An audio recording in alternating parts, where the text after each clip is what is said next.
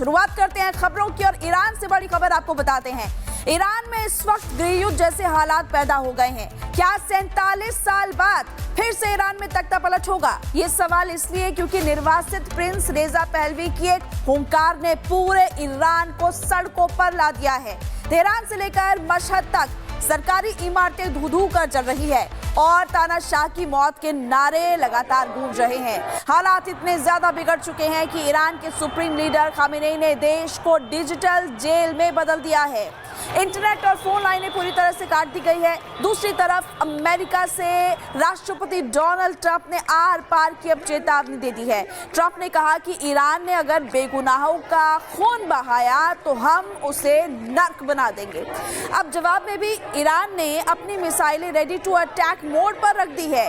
क्या रेजा पहलवी के आह्वान पर हो रहा ये प्रदर्शन इस्लामिक शासन के अंत की शुरुआत है? तमाम सवाल खड़े होते हैं। इसी पर खास रिपोर्ट।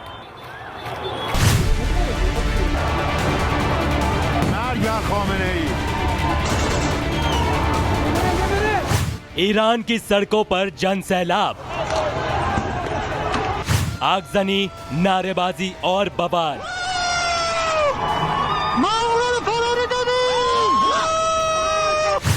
खामनेई के तख्ता पलट की अंतिम लड़ाई।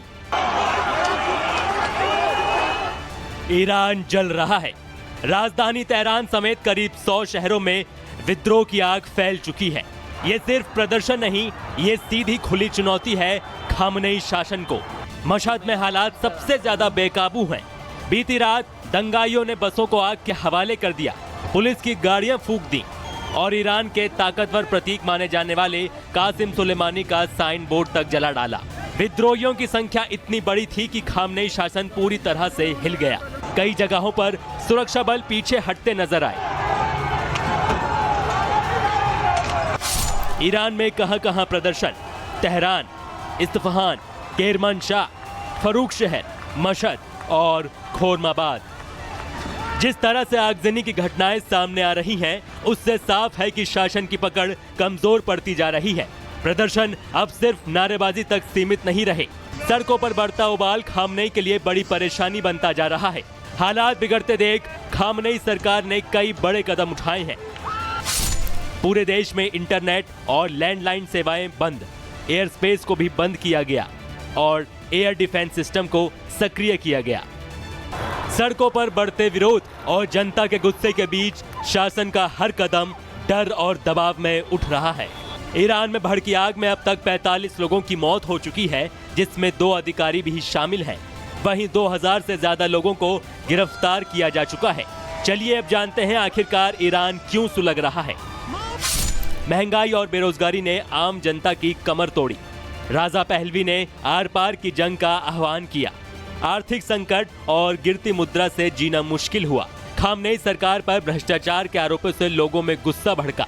सख्त इस्लामी कानून के खिलाफ नाराजगी, इंटरनेट बंदी और दमनकारी कार्रवाई से भड़का आक्रोश। ईरान की सड़कों पर आज जो गुस्सा है, वो अब रोटी और महंगाई से आगे बढ़कर शासन बदलने की लड़ाई बन चुका है। ऐसे में बड़ा सवाल है, क्या ये सिर्फ विरोध है या फिर तख्ता पलट की अंतिम लड़ाई? क्या खामनेई सरकार इस तूफान को रोक पाएगी या फिर विद्रोह की ये आग उनके अंत की शुरुआत है? Bureau report, Republic Bharat.